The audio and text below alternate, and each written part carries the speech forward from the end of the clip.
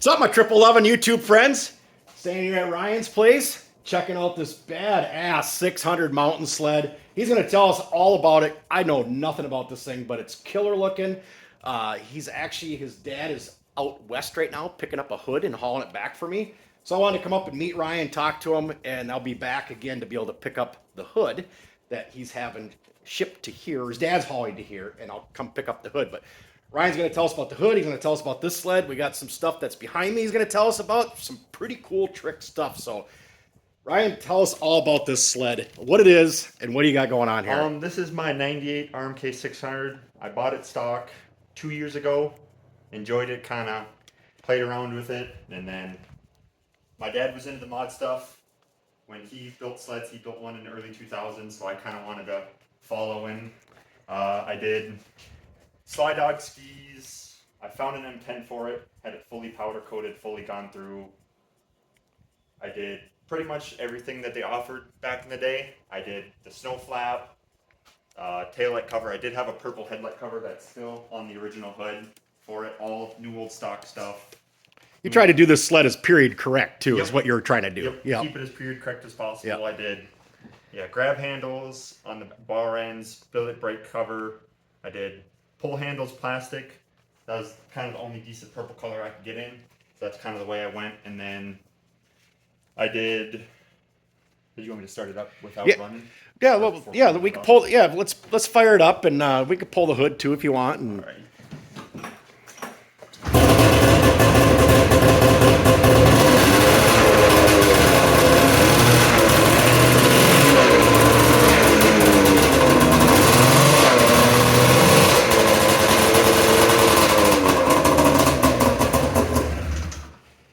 I'll get a little two-stroke perfume in the air here.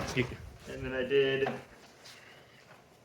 SLP twins to it. I did run a single pipe for quite a while, but I really liked the way the twins sounded. And I kind of wanted to go full mod with it, so I did those. I did the SLP power domes, 6,000 plus feet, so around here I need to run 110/90 mix, which is all right because I don't do too much trail riding. Every once in a while I do, once I get a better sled for it. So, and then I did, what else did I do? I redid all the carbs, new reeds. Haven't opened the motor up yet. It's got about 1,000 miles on it, so I haven't really had a reason to touch it. It's ran good. Went through and redid all the clutches. I did a 911 Thunder Products billet clutch cover, which is a little bit nicer for adjustability and doing work on it. They move kind of easier to work on than the stock clutches.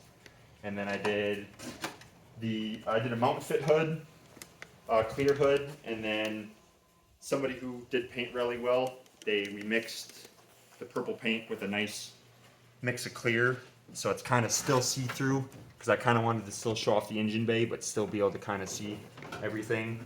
And then I've run the Race Pack Avenger 2 just to kind of peace of mind thing to keep it from blowing up or having any problems with it. And then rode it this year out west in Island Park for about a week. Ran great. I think and a lot of people don't like the M10 very much, but I think it makes a big difference. And then rolled it 2 or 3 times, and windshield didn't last very long. Yeah, Ryan was telling me on the way out or way back, he had a little incident with the travel cover on here with the windshield and stuff. Yep, we were driving through eastern Montana, and it was snowstorms, and it was like 80-mile-an-hour winds, and the cover ripped, and it kind of just shattered the windshield. I did have a headlight cover with it riveted in place, so it held it together for a little bit. And then after I rolled it the first time, it kind of fell apart, and then on the way home, it pretty much blew apart, and didn't see the rest of the windshield. So he actually has the stock hood and stuff back here, and this is the kind of the color you went off him, is it? Yep. I had it color matched. Yep. Because it's kind of hard to find the factory color, so yeah, they matched it best they could with the same amount of pearl and sparkle to it, and then they mixed it with a good amount of clear. Yeah. And then we kind of did some test runs and see how it fit, and then I think we did 2 coats on the hood, and it turned out pretty good. I had some problems with my air compressor where it was shooting oil and stuff through the gun, so it kind of Okay. Every couple little places you have fish eyes. but Yep. it's- That sucks. Unless you're sitting there with a flashlight, it's hard Yep. to tell. Yeah, back in the day, back in 2000, I had a 700 very similar to this with twin pipes on it and the SLP domes. I was telling Ryan when we were talking before the video, that thing ripped. And I remember I ran it with a stock pipe on it a couple times too, and I'd put the twins back on, and there was dramatic difference. Yep. I mean, it is night and day. I mean, I don't know, what is it, 15 horse, 20 horse on the twins? I think so, somewhere around there. Yeah, and it was dramatic. I mean, it was ski poling in mid range with no issues at all with the twin pipes on it. I mean, it was fun to ditch bang or trail ride on that thing because you could just lay into it at 35, 40 miles an hour and it'd pick the skis and you were just hauling the mail. So Yep, and I'm SLP pipes by far my favorite. I've ran PSI twins, like their mod blasters and their center dumps, and they're pretty finicky. So when the SLPs where you can slap them on and yeah, these really worked good. I mean, they were a great pipe. they made the most power and they're by far the easiest to tune. And most of the stuff, PSI, their stuff was good, but a lot of their stuff they didn't provide you with tuning information on some of their stuff, and a lot of that stuff's disappeared, so it's a lot harder to kind of figure out where you should be on everything. Yep, that's an awesome sled, Ryan. I mean, awesome build. That I would love to ride it someday. That'd be just a hoot. I mean, it looks like a really fun sled. I see this sitting over on the table over here, and this, you got to tell us about this thing. This is one crazy looking. What is it? What do you got going on here? So this is the people who built this. I think they're out of BC Columbia. It was Murray Chase and another partner, and they built 12 of these. They built 12 full sleds. This is number 7, the number 7 official chassis. They did them with a lot of different power plants. This one was a 700 twin or a triple. I can't remember exactly. It's been a while since I last talked to them. And most of them they were mostly 136, kind of 144 sleds because they were made in 96, so they were kind of experimenting. They all had M10s, full billet, bulkhead. Yeah, I don't know if everybody realizes this is billet. This is a billet bulkhead that's all been machined out of billet, and then the pieces have been welded together in here. But this has all been machined out of billet. And they did for 96, it was pretty early. They did a custom billet chain case. They drop and rolled it into the chassis, so it's all nice and stuck in there. They did custom steering arms, steering post, steering hoop. They did the custom brake set up on the drive shaft. That brake is wild. So if you blow a belt or anything, you still have brakes, or if you have any problems, Right. it's directly on the drivers, and you can still slow down the sled. Yeah, that's wild. This one was at Jackson Hole in 96 as a roller. I did watch all the early Jackson Hole videos to find a glimpse of it, and I did not. But yeah, I was at Jackson as a roller. I got a billet M10 159 skid, which I'm going to push out to 163. What size are those back wheels? 10 inch. 10 inch. God. Big back wheels. Billet Tyson arms that they made back in the day that I found a pair of from a friend of mine. So I have those. I found a set of, these were like the first original Maverick skis, which Tricks Tough they used their Maverick trailing arms and Maverick skis. So I found one of the original sets and I bought them. And I've been kind of going all out on this thing. It popped up and I just thought I had to have it and I couldn't let it go. Yeah, you're not holding back on this build. Nope, I've got quite a bit of money. Ryan's already said what he's had in dollar amounts, and it is a pile, folks. I mean, this is a build of love here. This is a pile of money. I had somebody who I talked to, and they built me custom chromoly trailing arms. Yeah, you could throw Chet's name out there. You know, Chet. Everybody watches my videos knows Chet Atkins. Yep, so. Chet. I talked to one of his buddies, and his buddy started making trailing arms, WLR chromoly trailing arms. They also do carbon skin ones. And they're quite nice. I did the full chromoly ones because I'd like to powder coat them and match them to the sled. Yeah, those will look trick on and there. They do custom spindle mounts, and they're extra tall, so you can set your spindles at any height you want. So if you want to set it a little higher, you drill your own holes. They got billet top mounts for all your arms and stuff. So I was really glad to see how they came out. And yeah, right now it's just a full mock-up. I'm gonna go through everything, get brand new gears, do a full pretty much every nut and bolt I'm going to touch. And then once I have everything mounted up and where it should be, I'm going to fully take the chassis apart and I'm going to send it off to powder coat. Big question is, what are you going to run for a power plant in this thing? The power plant, I found a Carl Cycle 910 VES motor. And that's this over here, right? Yep. I picked this up. It was out of an Articat. It's still the Polaris base, but somebody had it in there, and I found it for a good deal. And I've always been a fan of the big twins. I'd been looking at watercraft triples and stuff like that, but it's too hard to pass up with a good deal like this. Yep. And I've got a lot of spare parts, even like the little stuff they went all out on the sled. They did billet skid mounts that says Trick Stuff on them. I have billet spindles that say Trick Stuff on them out of billet aluminum. So I've been trying to get every little part that they offered from them back in the day. Yeah, this is definitely going to be I have to come back and visit when this thing gets done. Yep, and then hopefully it's done by next year, and I'd like to run it at Jackson Hole Vintage Mod and at least go to at least 3 or 4 of the other events and run it and enjoy it. And I don't know how much I want to ride it out west, because if I crash it and this is hit anything, it's going to be... It'd be devastating. Yep. It'd be devastating. There's not an insurance company that's going to touch this thing. Yep. You know, so... By the time I'm on money and I got into it... And yeah, there's all sorts of little stuff. It's got custom drive shaft, custom jack shaft that are keyed and set up for the brake, and the chain case. It's like little stuff that it's crucial, and I'm glad that I got it, because then I'd have to do all my own stuff for it. And getting a custom motor plate made for it, because it's got a little bit different angles to help with, since they wanted a lot bigger clearance to run a lug. I believe when I did the math, I can run up to a 3-inch lug on this. Yep. So it'll be nice, especially they were thinking way ahead of the game in '96. Yeah, a 3-inch lug track in '96 was unheard of. Yep. I mean, they were bolting paddles on back then. I don't know if you've seen some of the pictures of some of the old tracks where they bolted paddles and cleats and stuff on them, and to make the lugs taller and stuff. It was pretty dangerous, I think, if you're riding behind the guy in front of you. Something comes off and These big freaking paddles that they were bolting to the tracks. So, yeah, well, last thing we got to talk about is this thing sitting down on the floor down here. I don't know if anybody's seen it earlier in the video, but yeah, this is another thing that Ryan's been holding out, and a 4-cylinder 650 I think it works out to be an 866. 866, 867.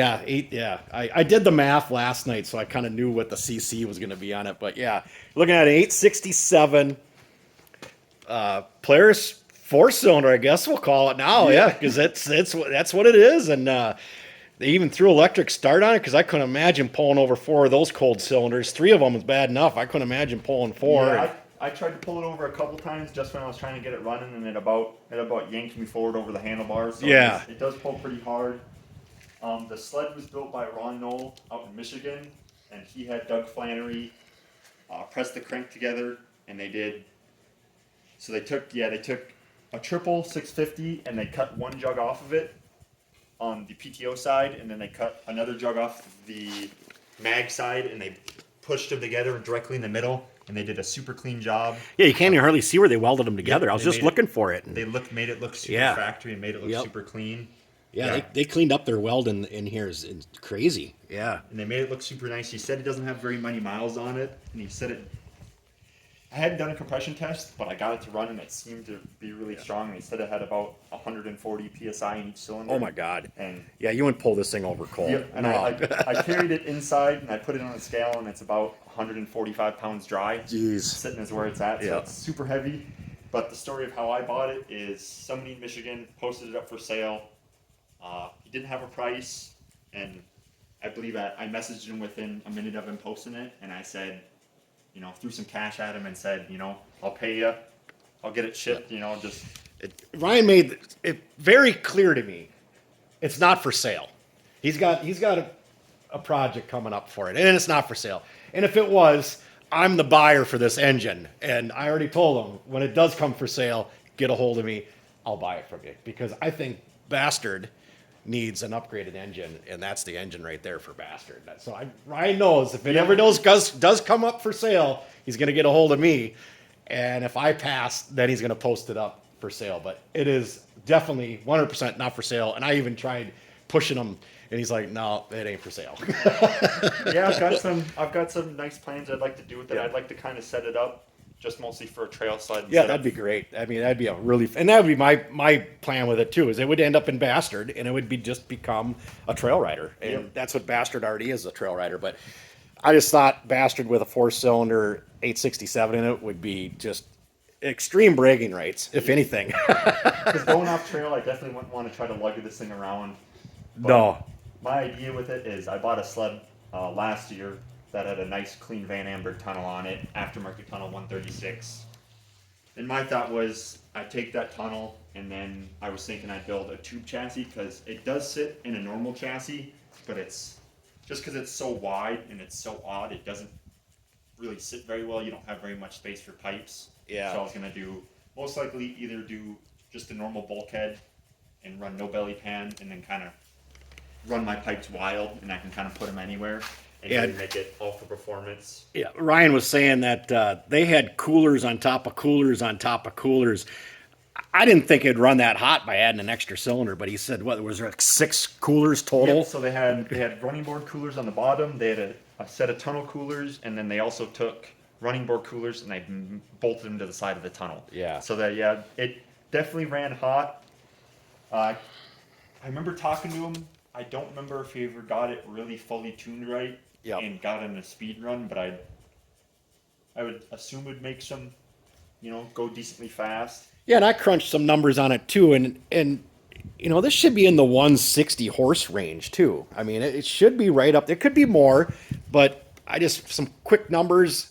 A pipe 650 carries like 40 some horsepower per cylinder, and you put 4 of them there, you should be right around the 160 range. Is kind of what I came. I don't know what you've come up with. I haven't done too much math Yeah. on it. I did talk to him, and he said it should be close to 180. Okay, no, I So wasn't that's too what- far off then. That's so what he was thinking. yeah, but with the higher compression, I could see it. Yep. So he did. yep. They did do a little bit of porting. It doesn't Okay. have any head work. I'd been in talks with a couple people who I'd like to send it off and get it trail ported.